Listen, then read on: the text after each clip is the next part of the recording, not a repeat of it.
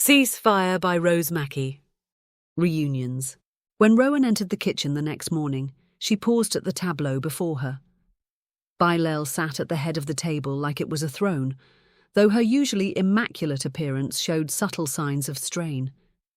A faint shadow beneath her perfect makeup couldn't quite hide the bruise forming along her jawline, and her golden hair lacked its usual luster.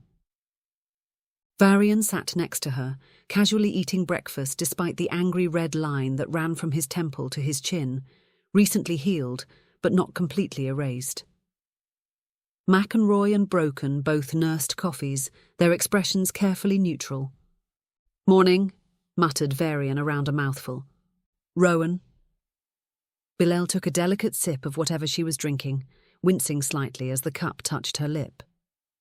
"Maman." Rowen grabbed a bowl and some fruit and nuts from the kitchen, trying to keep her hands from shaking. The adrenaline crash had left her hollowed out, her nerves raw. She had spent another hour after Petre had left, scrubbing his blood from the bathroom tiles, watching crimson swirl down the drain. Now, in the harsh morning light, the reality of it all, that Petre had been shot with what she recognized as Verit weapons, settled like ice in her stomach. She forced herself to sound casual. "When did you get back? How did your errands go? You both look a bit worse for wear." Bylelle's fingers tightened imperceptibly on her cup. "Last night. Our errands were productive, thank you." "What happened?" Rowen gestured toward their partially healed injuries, watching their reactions carefully. "Nothing serious," Verit replied too quickly. "Power conduit malfunction on the Pearl. A small explosion, easily contained." Bylelle nodded. "These things happen on ships. Nothing to concern yourself with." Liar, Rowen thought, keeping her face neutral. "I know plasma burns when I see them." The door to Petre's quarters swished open, and he froze in the doorway, his usual fluid grace gone rigid. Rowen caught the almost imperceptible flinch when he saw Bylelle and Verit, the way his gaze darted to their injuries before cataloguing every exit in the room. Rowen watched him survey the room's occupants before settling on her. She could feel his silent question, the desperate need to know if she had betrayed his confidence. She smiled tiredly, trying to convey reassurance through her expression alone. "Morning." His shoulders relaxed a fraction as he picked up her cue, understanding that she had kept his secret. Rowen watched him pour his coffee, noticed how he positioned himself to keep the wall at his back. "Here." She slid the sweetener across the counter. "You look like you could use it." The unspoken message clear. "I've got your back." He flashed her a surprised look. "Thank you," he mouthed. Rowen looked between Petre and Bylelle again. "What have they done to you?" she wondered, watching Petre maintain his careful distance from the maman. "And what would make a warrior like you so afraid?" She sipped her tea. Whatever game was being played here, she was now part of it. And she would make damn sure Petre didn't face it alone. The chime at his door sounded like a death knell. Petre had been expecting it since they'd boarded the Pearl for the return journey. 3 days of ducking and weaving, finding excuses to be elsewhere, burying himself in technical specs and joining every group meal to avoid being cornered alone. But now, in the quiet stretch of night cycle, with most of the ship's occupants asleep, his excuses had run thin. He considered just not answering, pretending to be asleep. But that would only delay the inevitable and possibly make her angry. The maman did not appreciate being ignored, and he couldn't risk her taking it out on his father or Lucan. "Enter!" he called, setting down his datapad and rising to his feet. The door whispered open. Bylelle stood in the corridor, her silhouette limned in the soft gold lighting. She had changed from her formal attire into something more casual, though casual for a maman still meant exquisitely tailored fabrics that probably cost more than most warriors earned in a year. The deep blue of the garment brought out the gold of her hair, her eyes. She was stunningly beautiful, and goddess did she know it. She wielded it with the expertise of a master. "Petre," she smiled, stepping inside without waiting for an invitation. I was beginning to think you were avoiding me. His mouth went dry, but he forced himself to respond. Not at all, Maman. The lie tasted like ash on his tongue. I've been busy reviewing the technical data from our meetings. Her smile widened a fraction. Always so dedicated. She moved further into his quarters, gaze sweeping over the space with proprietary interest. I always forget how small the warrior quarters are. May I? He gestured to the seating area, the only place to sit beside his bed. His skin crawled as she settled herself in his space, claiming it. You performed admirably in the negotiations, she said, settling onto the small couch. Your technical expertise is impressive. She patted the space beside her. Please join me. There's no need to stand on ceremony. There was no polite way to refuse. He sat, ensuring a respectable distance between them, his muscles coiled tight with tension. The trip has been productive, he said neutrally. All of the suppliers can meet the specifications and the schedule. It's been a good foundation for future partnership. Indeed. Her gaze was considering, assessing. Though I must admit, I found myself more impressed by your performance in the training room. She reached out, her fingers brushing over his forearm in a feather-light touch. You have such control, such skill. It's rare to see a male move with such contained violence. His skin burned where she touched him, and it took every ounce of his discipline not to recoil. He shifted away slightly. The training served its purpose, he replied, his voice tight despite his best efforts. It's important to maintain combat readiness, even in administrative roles. She noticed his withdrawal, her eyes narrowing. His discomfort seemed to please her, the corners of her mouth lifting. A Dathalka warrior never truly abandons his nature, does he? No matter how many layers of civilization he wraps himself in.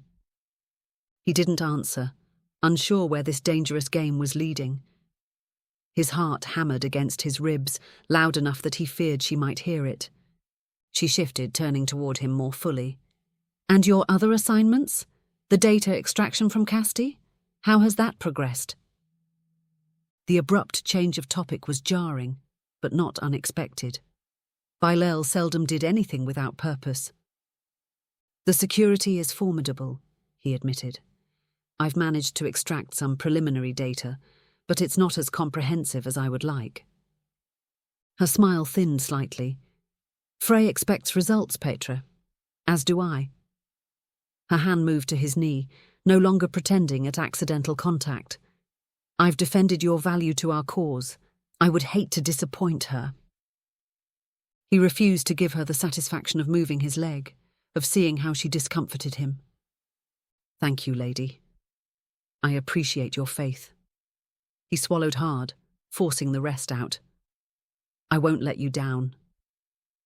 The fawning response made bile rise in his throat, but he had no choice. Their plan was in tatters. There was no rebellion coming to save them. The only option was to give the Maman what they wanted, to buy more time to work something else out. I'm sure you won't. Her eyes never left his face, studying each micro-expression with unsettling intensity. You know, I've been thinking about you a great deal lately, Petre. His chest tightened. Oh. The word emerged strangled, betraying his unease.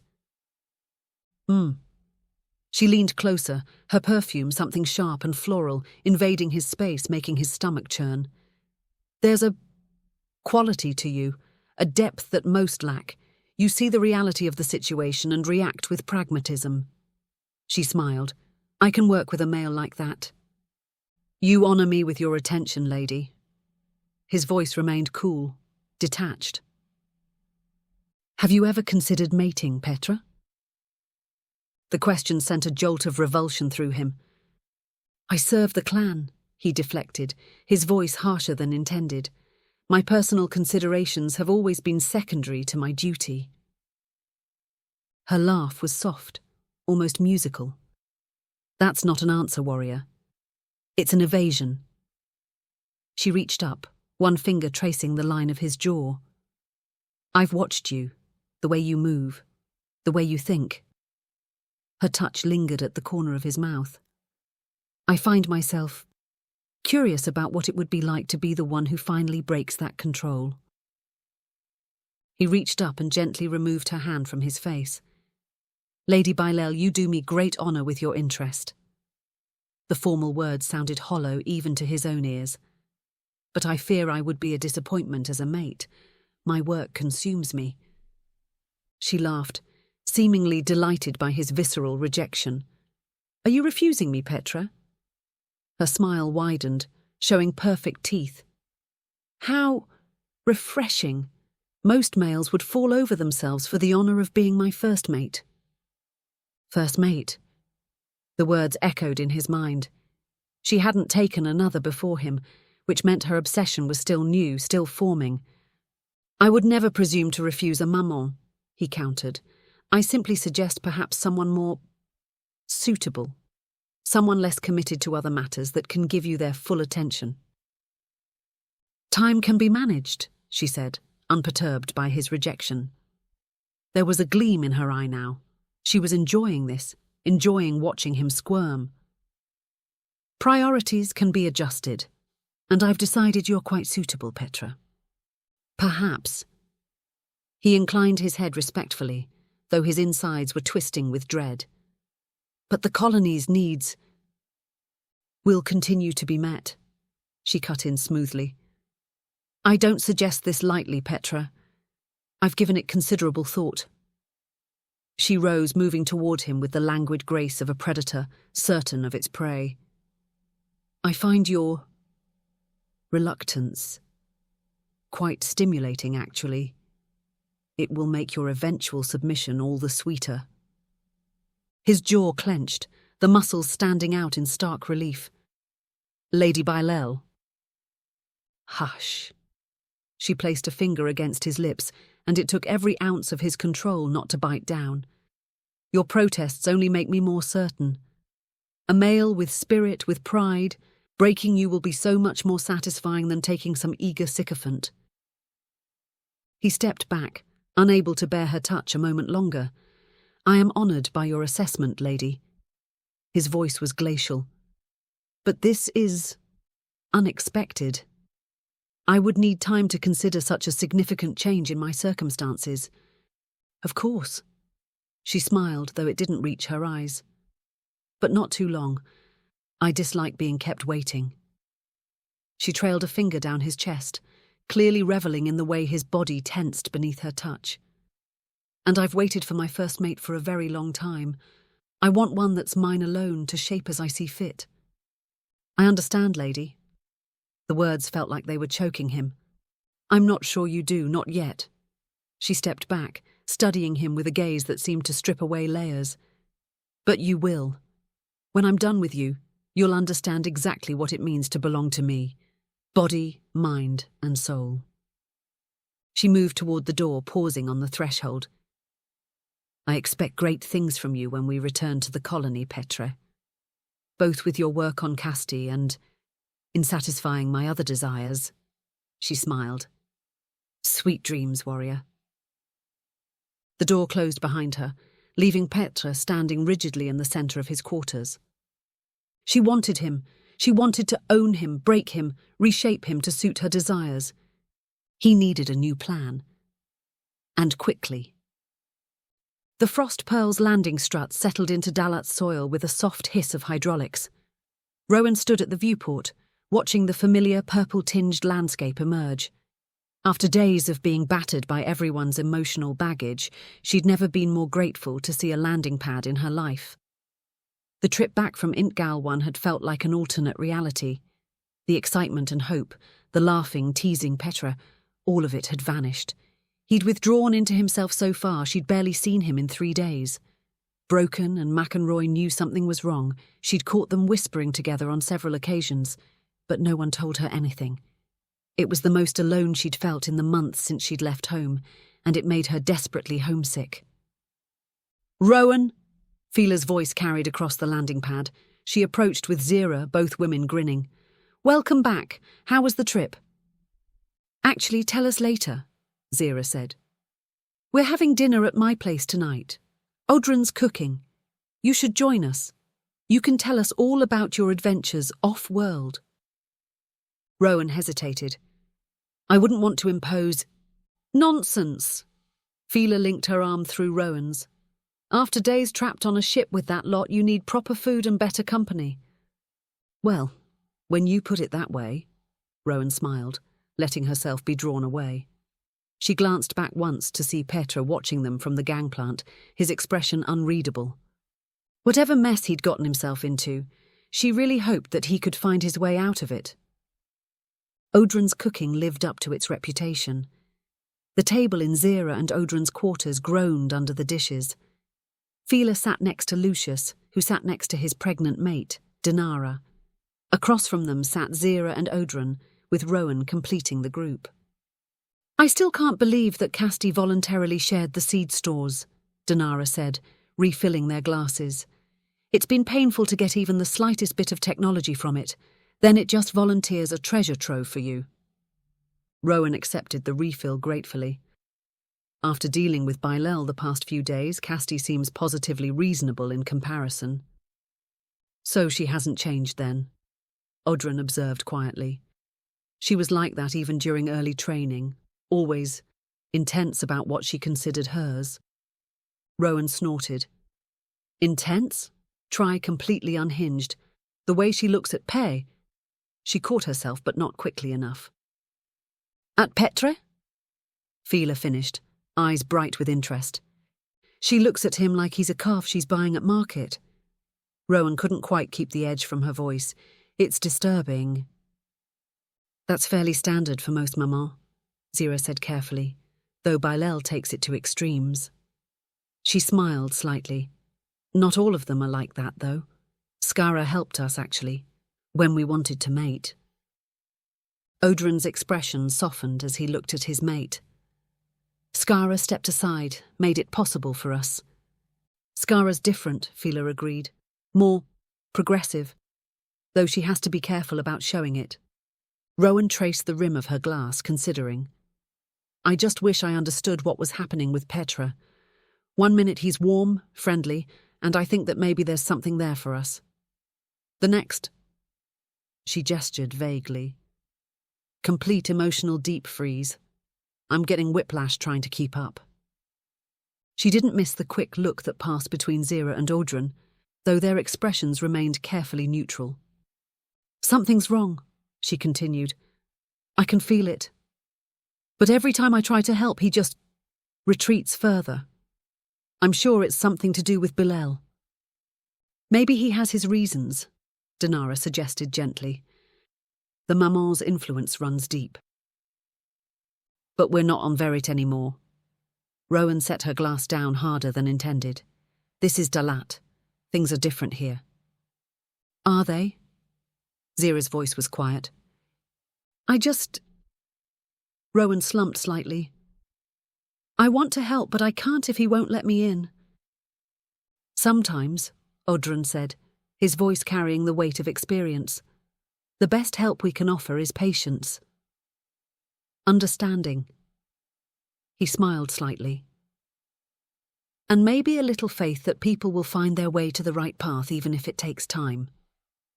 Besides, Fila broke in with determined cheerfulness, you have us, and we're much better company than brooding warriors, no matter how pretty they are. She turned to Dinara. Now, give us something happier to talk about. How's your pregnancy going? The trip back to Dalat on the Frost Pearl was excruciating. The whole time Petre had been on high alert, waiting for Bylelle to approach him again, and nothing. He had to hand it to her. As a torture strategy, it was ingenious. Lucan's contact had gone dark. There was no news of his father. They had absolutely no idea where to go next. After all of the activity on the trip, the silence was slowly driving him nuts. Early morning on the 7th day, Petre was preparing to head out when Bylelle swept into his office. Let's have a little chat, Petre. Petre took a deep breath and set his datapad down on the desk. Of course, lady. What do you want to talk about? She laughed throatily. I do so love our little verbal duels. They always brighten up my day. I live to serve, he responded cautiously. Despite her interest, he was still half expecting her to try and arrest him for being a rebel sympathizer. "Do you?" she asked. "Because the flow of information has slowed. Fry is displeased. You have been back a week, and we've had nothing new." "Casti's systems are incredibly complex," Petre protested. "Most of the critical technology is locked behind security barriers. If I go too hard, I'll be caught, and then you won't get anything. I need to wait for Broken to organize the tour he promised. Besides, you're still receiving information from the first bug I planted." "Excuses." Bylelle's voice was silk over steel. She placed a small device on his desk. Sleek, black, almost invisible. "The information you've provided so far is surface level only. We'd have gained access to it through our colony alliance anyway. We need you to go deeper. This will help you be more thorough in your observations. It can penetrate most shielding, create detailed scans of any technology it's exposed to." He looked at the scanner like it might bite him. "Don't lose your nerve, Petre. Remember, this is about serving your people," she purred. "The Phalosians don't have the vision to leverage what they've found. They'll waste this opportunity, squander it." Petre fought the urge to sweep the scanner off his desk, hurl it across the room. Instead, he tucked it into his desk drawer. "I just need to buy more time. I have another gift for you, in case you need some motivation after your little trip." There was a ping in his HUD, and the incoming message sign floated across his vision. His chest constricted painfully, and he blinked to accept it. An image of his father appeared. He was in a high-tech cell, the red tinge of security shields visible on the right edge of the image. He sat on a cot, glaring at whoever had taken the image. If Petre hadn't been sitting down, his knees might have given out in relief. "He's alive." He examined his father with growing anger. He had a large red welt across his neck and a dark purplish bruise across the side of his face. He snarled and realized that his fangs were out. Bylelle tisked him. "Don't be impulsive, dear. As you can see, we haven't seriously harmed him. Yet. His continued well-being depends entirely on you. Use the famous control of yours." She prowled around the desk to him and pulled him up to stand in front of her. She smiled when she saw the rage in his eyes. "There's the warrior I want," she murmured. She leaned forward and rubbed her cheek against his, covering him in her scent, and he forced himself to remain passive, clenching his fists behind his back to stop him from rending her open from her face to her ass. There was a knock at his door. Rowen poked her head in. "Ready for today's site surveys?" "I think I've figured out how to—" "Oh." Petre had never felt more ashamed in his life than he did at that moment, when Rowen looked at him with Bylelle. She stopped short. "I'm sorry. I didn't mean to interrupt." "Not at all." Bylelle crossed to Rowen, and he made himself stay where he was, blood trickling down his fists, from his claws sinking into his palms. Logically, he knew Bylelle would not harm Rowen. It was an office in broad daylight, and Rowen was an engineer, well beneath a maman's notice. But still, his instincts prodded at him insistently that Rowen was in danger. The only way he convinced himself to stay put was the knowledge that showing any protective instinct towards Rowen was likely to provoke Bylelle, placing Rowen in further jeopardy. Bylelle smiled tightly. "How pleasant to see you again, Rowen." Rowen's eyes widened. "And you?" She cast a cautious look at him. "I'm just here to collect Petre. We're going to inspect the shortlisted construction sites for the garden today." Bylelle turned back to him, and with a practiced motion she stepped close, wrapping her hand around his bicep. "Oh, am I holding him up? We're just visiting." She leaned in to brush a kiss on his cheek, and Petre suppressed a shudder at her touch, knowing it for the warning it was.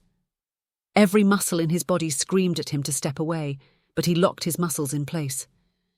She met his gaze mockingly, fully aware that he hated her touch and could do nothing about it.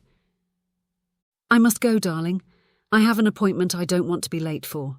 Think about what we discussed." Rowen watched Bylelle's retreating form, the maman's emotional signature leaving an oily residue against her empathic senses that made her want to scrub her mind clean. "Everything okay?" "Fine," he clipped. She hesitated, then tilted her head, watching him. "Petre." He looked at her blankly, his face expressionless. "I know I promised not to ask you questions." She bit her lip, considering if she wanted to go there. "But I have to know, are you dating her?" The expression of disgust that crossed his face was so visceral, so unguarded, she almost laughed. "No," he said, the genuine shock in his voice almost comical. "We are not dating." "Thank the goddess," she muttered, "'cause she's a raging bitch." A startled bark of laughter escaped him before he could stop it. "You shouldn't say that," he said, though his lips twitched. "She's not the most forgiving person." "You don't have to tell me. Be grateful you don't sense her emotions like I do." Rowen shuddered, the memory of the possession and malice still clinging to her. "I didn't like her on the Pearl. And the more time I spend with her, the more I'm convinced that she's an absolute nutjob. And that's my professional opinion as an empath." He grinned in dark amusement. "Nevertheless," he said, his voice quieter now, "the maman don't tolerate disrespect." His eyes locked onto hers, warning in their depths. "I mean it, Rowen. They're vicious when they're crossed." "I'm a Philosian," she pointed out, watching his reaction. "She wouldn't dare." He rubbed a hand over his brow as if she were missing the point entirely. "She won't care." He looked at her again, his voice lower. "Please, Rowen, believe me, don't cross Bylelle." It wasn't his words that got her attention. It was the bone-deep certainty in them. "All right, Petre," she said gently. "I'll be careful. I promise." She hesitated, worrying her lip again. But you should know her possessiveness. It's not an act. She means it. She hesitated before adding, "I think you should take your own advice. Obsession like that isn't healthy." A muscle ticked in his jaw. He swallowed, then nodded once. "Thank you, Rowen. I'll take care of it." Somehow she doubted he would. Moving slowly, telegraphing her intentions to avoid spooking him, she reached out and touched his shoulder. "You asked me to trust you, and I have. I've kept your secrets," she said gently. "You can trust me." His throat bobbed as he swallowed. "Thank you." He placed his hand over hers and squeezed for a moment. "I don't know what I—" He swallowed again and met her gaze, his eyes hot. Goddess, she wished she could read him at will, not just the odd random spikes of insight, because whatever was going on behind that cool expression. She had the strangest feeling that he wanted nothing more than to grab her and run. He closed his eyes, and when he opened them they were shuttered, back to their usual cool remoteness. "All right," he said, voice steadier now. "Then let's get some work done. I've booked us a hoverbike." She nodded, letting him retreat from the conversation. "I've been looking forward to seeing what kind of pilot you are. Did I tell you I used to race hoverbikes on the black sand dunes back home?" "You did," he smiled slightly. "Give me a couple of minutes to finish things off. Will you grab us some snacks from the mess hall? I'll be ready when you get back." "Site survey. Where do you want to go first?" he asked. "The forest location," she replied as she climbed onto the bike behind him. "We can swing by the cleared area and finish up next to the river." She settled into the seat, locating the hand grips and trying not to think too much about the warmth of his back, just inches away from her face. The way the heat of him radiated through the thin layers of fabric, grounding and steady. "As the lady wills it," he replied. The hoverbike's vibration thrummed through Rowen's bones as they crested another ridge, the colony's gleaming structures rapidly receding behind them. "Bank left," she called over the wind, gesturing toward a clearing where forest met plains. "Site 1 should be just ahead." The natural bowl of the landscape unfurled before them as they descended, surrounded by towering trees whose iridescent leaves shifted between deep purple and blue. Their branches swayed in intricate patterns that spoke to some deeper rhythm in the planet's magnetic field, a dance that mystified the colony's scientists. As an engineer, the not knowing should have frustrated her. Instead, she found it oddly comforting that the world still held secrets. Some things didn't need to be explained to be beautiful. Good drainage, she noted as they dismounted, her boots crunching satisfyingly on the leaf-strewn soil. The forest will provide wind protection for the more delicate specimens. She was already in full assessment mode, tablet out, taking readings. The preliminary survey team noted a fair amount of local fauna, she added, glancing up, and caught Petre watching her. Not the site. Her. He wasn't even pretending to survey the area, his gaze steady. She tucked a wayward curl behind her ear, self-conscious under that quiet intensity, and buried herself in her data. The mycorrhizal network in these trees is fascinating, she said, filling the silence. We might be able to tap into it. It's a bit close to the forest, Petre murmured. She glanced at him, but he was already scanning the tree line. If the trees expand their root system, he added, trailing off. Fair point, she conceded.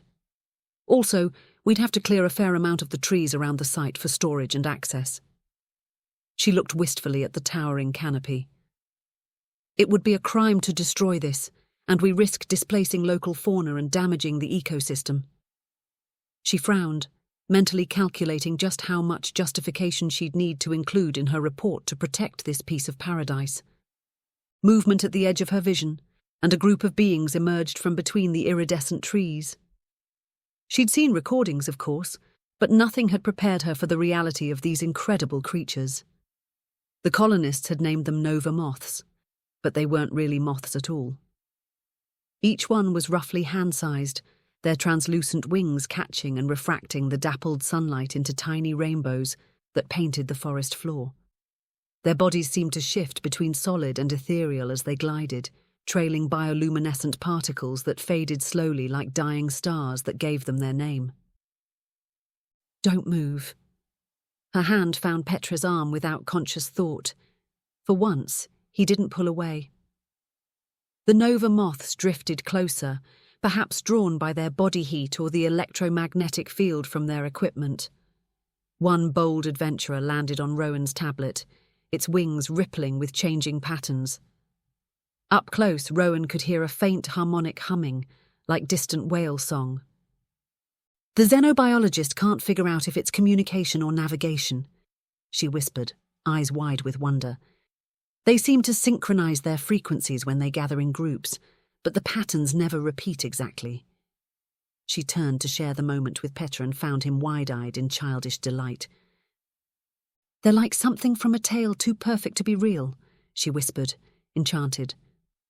The Nova moths lingered for another minute before scattering, leaving behind only fading trails of luminescence and the echo of their song. Her hand was still on his arm. His skin was warm beneath her fingertips, even through the fabric of his sleeve. For a moment, neither of them moved. His gaze flicked to hers. She should step back. She knew she should. It all felt fragile, like stepping away too quickly would break the magic. You're right, Petre murmured at last, his voice low, almost reverent, as if speaking too loudly would shatter the hush of the glade. It would be a crime to ruin this place. His gaze shifted back to the trees, the fading glow of the Nova moths. Beauty like this is rare, precious. We must do everything we can to protect it. She gave his arm a gentle squeeze. Thank you, Petre. On to Site 2, she asked, keeping her voice light. Casual, pretending like she wasn't still feeling the warmth of his skin lingering on hers. He rolled his shoulders slightly as if grounding himself. Yes, let's move on. The second location was about as inspiring as a blank data pad, adjacent to the colony's planned expansion zone, already cleared and levelled by automated constructors. Her inner engineer appreciated the efficiency. Her soul rebelled. Boring, she declared, planting her hands on her hips as she surveyed the flat expanse. I mean, logistically sound, but boring. Gardens should invite exploration, don't you think? create moments of discovery. She frowned, examining the terrain with a critical eye. We want this to be productive, but also somewhere the colonists can enjoy. Is that a scientific assessment? Petre asked. She poked him in the ribs. Absolutely. I'll cite studies on the psychological benefits of natural variation in landscape design. She grinned. Also, I refuse to spend the next few years staring at a perfectly flat garden. We could landscape it into whatever we want. It's a blank canvas, he countered, but she could see he wasn't entirely convinced himself. My soul would shrivel up and die. She didn't bother hiding her horror at the thought. There is a more practical problem, he added, which is that it's earmarked for residential expansion. It would be a significant reshuffling of the expansion plans. I'm pretty sure Lucan would kill me. Also, even if we freed up this site, it would be built in fairly quickly, and there would be no room for future expansion. She sniggered. Your brother likes you. I'm sure he wouldn't kill you, just rough you up a little. That's not very comforting, he retorted. Fine, all right. I'll log Site 2 as a high possibility. She made the notation, already planning how to argue against it in her final report. After all, they had one more site to evaluate, and after the Nova moths, the bar for perfect location had been set considerably higher. The third site was spectacular. It was the furthest away from the colony, perched near the valley's edge where the river had carved deep channels below, but still close enough for easy transport and access. She walked to the edge of the ridge overlooking the river valley, and it stole her breath. Oh! The location was everything she hadn't dared hope for. Challenging to develop, yes, but the river's song provided a constant, subtle music, and the elevation offered views that would connect the garden to the colony while maintaining its own distinct character. It's spectacular, she breathed. Can you imagine when it's finished? It would be functional, provide the space and controlled environments we need, but it would be a destination for the community, a hub for our social life as well. He nodded and pointed out several features. We could create a series of cascading levels, using the natural grade to... She was already outlining on her tablet, ideas flowing faster than she could capture them. They worked together for nearly an hour, sketching out potential layouts, refining ideas, and falling into an easy rhythm. By the time the sun began its descent, Rowen set aside her tablet with a satisfied sigh.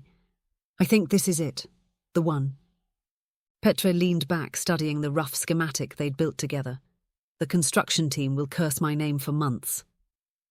Worth it, she said, standing and stretching, rolling her shoulders.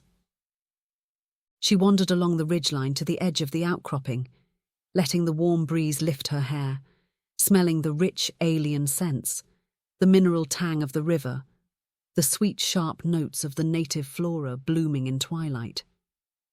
Come see this, she murmured. She pointed toward the water where little fish leaped in shimmering arcs, catching the fading light. See how it looks like a river of stars? Beautiful, he said. She turned to respond and realized that he wasn't looking at the river. The moment seemed to slow, and when his fingers brushed her jaw so gentle it almost hurt, she couldn't help leaning into the touch. Her empathic senses sparked at the contact, catching fragments of what he was feeling, desire, fear, and longing. She should pull back, should remember all the reasons this was complicated, all the times he'd given her emotional whiplash. Instead, she held still as he leaned in, giving him time to change his mind, to remember all the reasons he kept himself apart. He kissed her. It was achingly gentle, barely more than a whisper of contact, but it sent sparks of white-hot fire racing through her. His emotions washed over her, want and wonder, and a bone-deep tenderness that made her whole body ache. She made a small sound, leaning into him, letting herself feel everything he usually kept contained. He deepened the kiss, pulling her to him, and the need in him took her breath away. He jerked back suddenly, throwing her off balance. I'm sorry, he said roughly. That was inappropriate. Goddess wept. She was getting really tired of his noble suffering act. You know, I'm beginning to take this personally. She exhaled slowly, deliberately, gathering her fraying composure. The evening air suddenly felt cool against her flushed skin as the space between them widened both physically and emotionally. His withdrawal was so predictable she could have scripted it word for word. She lowered herself onto a smooth rock, patting the space beside her. Was it inappropriate? She kept her voice steady despite the lingering echo of his emotions humming through her. Or are you just afraid? He flinched. After a long moment, he sighed and sat down beside her. You work for me. It would be unprofessional. Don't! She cut him off, unable to keep the edge from her voice. She was done pretending she couldn't feel the weight of whatever he was carrying. Don't hide behind excuses about professionalism. That's not what this is about, and we both know it. She studied his face, catching the flicker of darkness in his expression. This is about Bylelle, isn't it? You don't understand, he said, his voice clipped. She tilted her head, trying to understand what could make someone so strong feel so trapped. So explain it to me. As a friend. His fingers curled briefly, as if he wanted to grip on something solid. Verit clan relationships are complex. His voice was even, methodical. There are no simple interactions. Everyone has meaning. Each exchange a dance of submission and dominance, of control and favours. So she thinks you owe her something she's holding over you. Petre pressed his lips into a thin line. Not an answer, but not a denial either. Rowen frowned, considering. And you can't just tell her to fuck off because... A flicker of amusement crossed his face, there and gone. I'm a Verit male, Rowen, and she is a maman. The simple, bald answer broke her heart. The depth of pain in it, the utter absolution of it.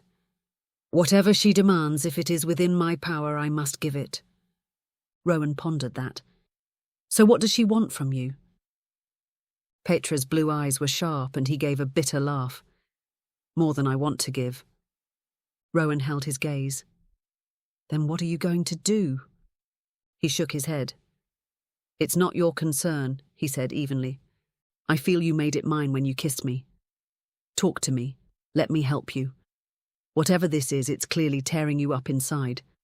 For the love of the goddess, you got shot because of it. He didn't respond, just sat there like a stone. She exhaled sharply, shaking her head. Typical. A muscle ticked in his jaw. They lapsed into silence again, but this time it was thicker, more charged. Rowen turned her attention back to the river, watching the last of the sunlight reflect off the moving water. They'd come to this point twice already, and she was getting pretty damned sick of it. Petre stood abruptly. We should head back before it gets dark. Petre, wait! Stop, he said, his voice tight, clipped. Just stop. Please. She blinked, caught off guard by the fury barely held in check. I can't do this, Rowen. I care for you. I'm sorry I kissed you. Sorry He shook his head. I can't do this. You're always pushing, trying to get past every wall I put up. He snapped, his voice low but fierce. Has it occurred to you that you're not entitled to everyone else's emotions? Goddess-damned Philosians, always poking and prodding. Rowen swallowed. I don't need your help, he cut in, voice sharper now. I don't need your concern or your empathy. He spat the word. Rowen flinched. That's enough, she hissed. I'm not the one that's pushing in. Her voice was caustic. You came to me when you were injured. You're the one that kissed me. You don't get to be pissed when I show that I care about you. I'm a person with feelings, not a doll that you stuff in the cupboard, only brought out when it's convenient for you. He blanched. What's wrong with you that you think you can just play with people like that? What I need, he snarled, is for you to respect my boundaries and stop trying to insert yourself into a situation you don't understand. She blinked back tears and clenched her jaw shut. It would be easy to snap back, to throw his own stubbornness in his face. But even now, She didn't want to hurt him. Annoying, arrogant, confusing, complex male that he was at some point over the past few weeks, she'd come to care for him too. Beneath this fury, he was wounded. She suspected that she was only just seeing how badly. Instead, she simply said, "All right." He blinked, surprised. "If that's what you want. I have no desire to chase a male that doesn't value me." She pinned him with her eyes. "But this, whatever this is a poison in you. You don't want to talk to me, that's fine. But you need help from someone. You aren't thinking straight. You're all over the place. Look at your own behavior over the past few weeks. Does it seem rational to you?" For a moment, Petre just looked at her, as if he didn't quite know what to do with compassion instead of a fight. He opened his mouth as if to speak, then thought better of it. Eventually, he tried again. "Let's go." He strode toward the bike, leaving her standing there. She gathered her equipment in silence and followed. Rowen's quarters reflected her personality. Organized chaos. Data pads and soil samples competed for space with half-finished cups of tea. She'd been working from home for 2 days, officially, to focus on the site survey report. Unofficially, well, she wasn't exactly avoiding Petre. She just had absolutely no idea how to process where she'd left him. When the doorbell rang, she checked her HUD and saw him standing outside. She considered pretending she wasn't in, but that would be cowardly, and whatever else she was, Rowen May wasn't a coward. "Come in," she called, not looking up from her work. The door whispered open, bringing with it a blast of early summer heat from outside. He cautiously entered and paused, looking around. "I assume there's actually a desk under all of that." "Hey, I know exactly where everything is," she protested, gesturing with the stylus she'd just spent 10 minutes searching for. "It's a highly sophisticated system." Ah, yes, the avalanche waiting to happen filing method. Very sophisticated. There was an awkward pause and Rowen folded her arms. There was no way she was going to speak first. Eventually, he broke the silence. "The lab feels empty without you," he said quietly. He stood just inside the doorway, hands clasped behind his back tightly. He had dark circles under his eyes, and she realized he looked like shit. "I've been busy," she said, gesturing at the organized chaos around her. "The report won't write itself." "Rowen." She set aside her datapad with a sigh. "I don't want to do this again. I want to apologize. My reaction was excessive. Yes, it was, but I meant what I said. Whatever is going on with you, you need help. I'm not your therapist or camp counselor." She met his gaze. "You're spiraling, Petre. I know you think you're holding your shit together, but you're not." He kneeled down in front of her. "I meant what I said. I care for you. I never meant to hurt you. I just cannot do this. It's too complicated to explain. I just need you to take me at my word." She couldn't help but smile slightly. "You're such an idiot, Petre. I've never met someone who gets in the way of their own happiness so much." His expression sobered. "I'm not used to—" He gestured vaguely between them. "This, whatever this is." He cursed, frustrated. "I'm not good at this." "I've noticed." She shrugged. "Look, I can't help feeling what I feel. I can't help caring or wanting to help you. I'm an empath. It's literally how I'm wired. I can't change that any more than you can change your protective instincts." His eyes blazed. "What do you mean by that?" She hesitated, trying to decide how much she should say. "I can sense your feelings, Petre. Even through whatever dampening technique you're using, I can feel—" His reaction was explosive. One moment he was kneeling in front of her. The next, he was gripping her arms, hauling her up to stand in front of him, his eyes wide.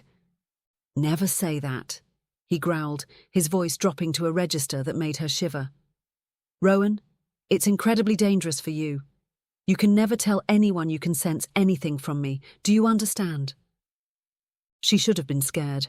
He certainly was. Sharp, jagged spikes of panic pierced his smokescreen.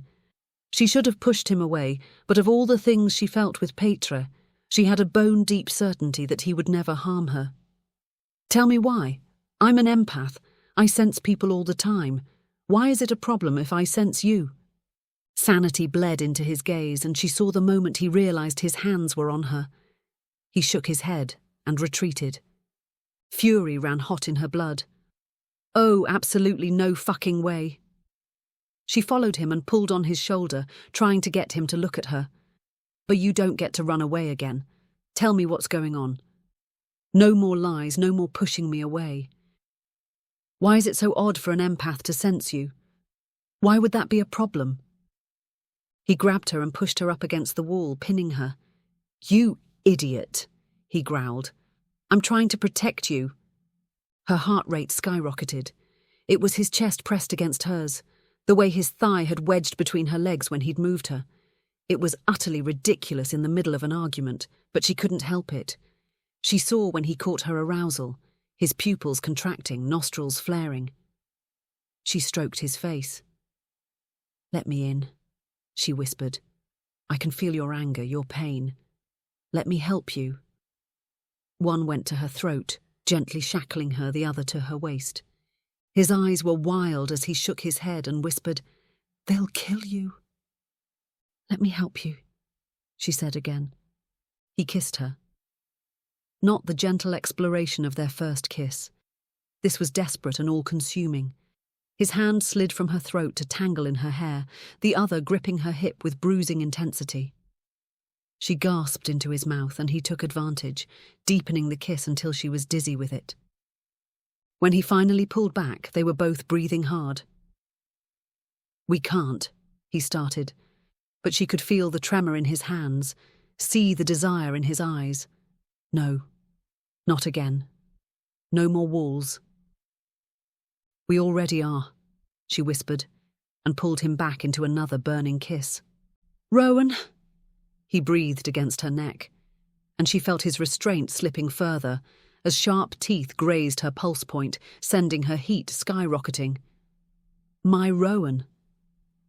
His hand slid between them, delving with wicked fingers, and she bit back a moan as he found exactly where she liked to be touched. Please. I need you. I'm burning up for you. She nodded beyond words as he worked her higher. His other hand loosened on her wrists and kneaded her arse as the pleasure built to an almost unbearable peak. She crested with a low moan. Whether it was their proximity, the physical contact, or the intensity of their connection, she didn't know. But for a brief, shining moment she saw his emotions with heartbreaking clarity, saw his fury, fear, and longing. Oh, sweet goddess, his longing for her. Her breath caught in her throat. How was he hiding it all? He was wrapped in layers and layers of emotional chains, so tight she wondered if he hadn't permanently damaged himself keeping it all in. Then, just as quickly as it had cleared, the connection was gone, once more obscured by whatever was clouding it.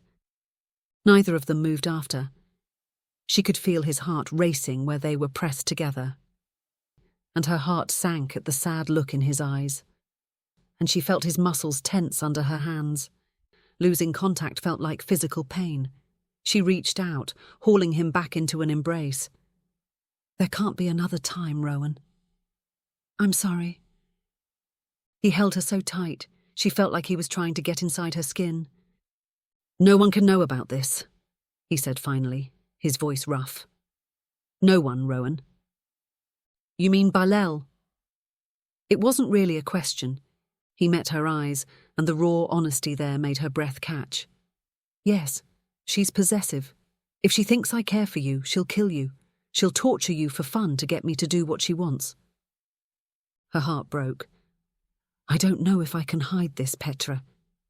When she protested, he cut her off gently with another kiss. I mean it. I can't be what you need, what you deserve. She bared her teeth at him. I decide that, not you. She kissed him back. I'm tired of dancing around this. I know what you feel about me. I feel its intensity. His hand cupped her cheek with heartbreaking tenderness. I'm not free to be your mate, Rowen. Don't do this, Petre, please. She let the tears fall. For herself, for him, for the whole situation. Isn't there someone you can report her to? Why can't you go to Fry? Is your stupid fucking planet the only one in the universe without security patrols? He shook his head. Maman are the law on Verit. She took a shuddering breath. What are we supposed to do now? The question hung between them unanswered. Something fractured inside her, the quiet finality of ice giving way beneath too much weight. She'd been here before with him, caught in this cycle of advance and retreat. She couldn't keep doing this to herself. She studied him, this beautiful, complicated male who could give himself to her physically, but somehow couldn't trust her with the burdens he carried. The tenderness of moments ago still lingered in her body, but her heart was cooling rapidly, self-preservation finally winning over longing. I can't do this again, she said, her voice soft but steady. This, whatever this is, where you let me close enough to feel everything you're capable of giving, then shut the door in my face.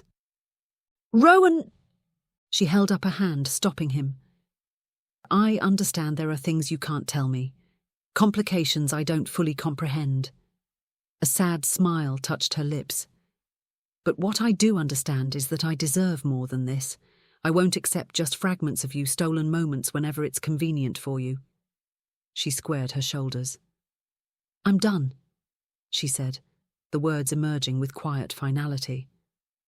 There was a horrified silence. What? She steeled herself, gathering dignity around her like armor. Let's keep this simple. We have a project to complete. I'll do my work, you'll do yours, and we'll be colleagues. He opened his mouth and closed it a couple of times, trying to find the words, and she shook her head. I'm giving you exactly what you want. It wasn't what she wanted. Goddess knew it wasn't, but she wouldn't keep carving pieces from her heart to feed a connection he was determined to starve. The pain of walking away now would be less than the slow erosion of giving everything to someone who couldn't, or wouldn't, give equally in return.